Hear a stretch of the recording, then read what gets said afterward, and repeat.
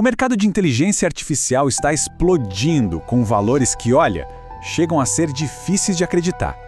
Com todo esse entusiasmo que até lembra outros momentos da história, fica aquela pergunta no ar.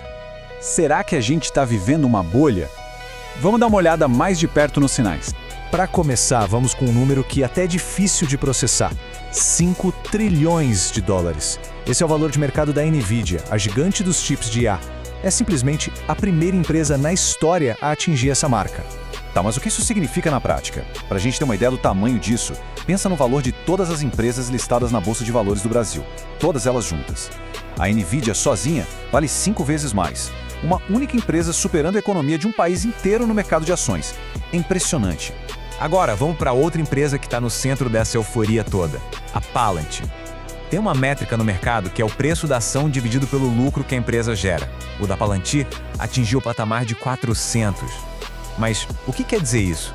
Significa o seguinte: se alguém investisse na Palantir hoje, com os lucros atuais da empresa, precisaria esperar, pasmem, 400 anos para ter o dinheiro de volta. 4 séculos.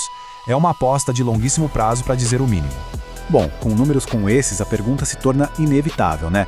Será que estamos no meio de uma bolha especulativa de inteligência artificial? Para tentar encontrar respostas, talvez o melhor caminho seja olhar para o passado e ver se a gente encontra algum padrão. E a nossa primeira parada é há quase 400 anos lá na Holanda, para a gente entender a primeira grande bolha financeira registrada na história.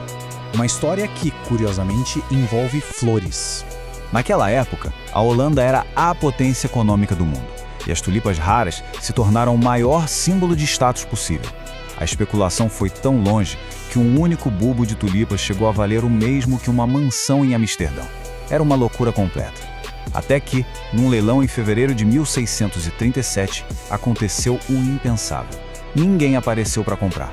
O pânico foi instantâneo e em uma semana os preços desabaram. E aqui está a grande lição. As tulipas continuaram sendo flores bonitas, continuaram existindo. O problema não era o ativo em si, mas a desconexão total entre o valor real da flor e o preço que o mercado, na sua euforia, estava pagando por ela. Agora vamos avançar bastante no tempo para um paralelo bem mais familiar para a gente. O finalzinho dos anos 90 e a ascensão da internet. A gente vai ver que o padrão é bem parecido. Todo mundo sabia que a internet ia mudar o mundo. Empresas com .com no nome surgiam todo dia e suas ações iam para a lua, mesmo sem dar lucro ou às vezes sem nem ter um plano claro para isso. A euforia era total, até que a situação ficou insustentável. Em 2000, a bolha estourou e trilhões de dólares simplesmente desapareceram. E olha só, a internet de fato mudou o mundo. A previsão estava certa. O erro não foi acreditar na tecnologia. O erro foi pagar qualquer preço por qualquer empresa que tivesse alguma ligação com ela, ignorando os fundamentos mais básicos de um negócio. Com essas duas lições históricas na cabeça, a das tulipas e a das .com, vamos voltar para o presente e analisar a estrutura desse boom da inteligência artificial que a gente está vivendo agora. O lançamento do ChatGPT em 2022 deu o pontapé inicial para uma nova corrida do ouro. Mas como essa indústria funciona de verdade? Quais são seus alicerces? Para criar IA são necessários 3 componentes essenciais. Primeiro, os chips super avançados, o mercado dominado pela NVIDIA. Segundo, data centers gigantescos para processar tudo isso, controlados por titãs como Microsoft e Amazon. E terceiro, claro, as empresas que desenvolvem os modelos de IA, tipo a OpenAI e o Google. Mas tem um detalhe, uma vulnerabilidade muito séria em toda essa estrutura. Praticamente todos esses chips avançados, que são a base de tudo, são fabricados por uma única empresa, a TSMC. E ela fica em Taiwan, uma ilha que vive sob constante tensão geopolítica. Isso cria um único ponto de falha para a indústria inteira.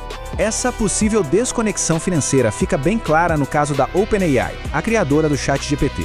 A empresa é avaliada em $500 bilhão. Só que, ao mesmo tempo, suas receitas são muito menores e as projeções apontam para um prejuízo de $27 bilhões em 2025. O custo para manter tudo funcionando é tão alto que a viabilidade financeira ainda é um grande desafio. Diante de todos esses fatores, o que será que os grandes nomes do mercado financeiro estão fazendo? As atitudes deles podem nos dar uma outra perspectiva bem interessante. Michael Burry, que ficou famoso por prever a crise de 2008, está apostando ativamente contra ações de IA. Enquanto isso, Warren Buffett, um dos maiores investidores da história, está fazendo o oposto. Ele está se mantendo bem longe do setor e acumulando uma quantidade recorde de dinheiro em caixa, só esperando por oportunidades melhores. E assim a gente volta para a pergunta inicial. Vimos a euforia, vimos os preços que parecem desconectados da realidade e vimos a tecnologia revolucionária.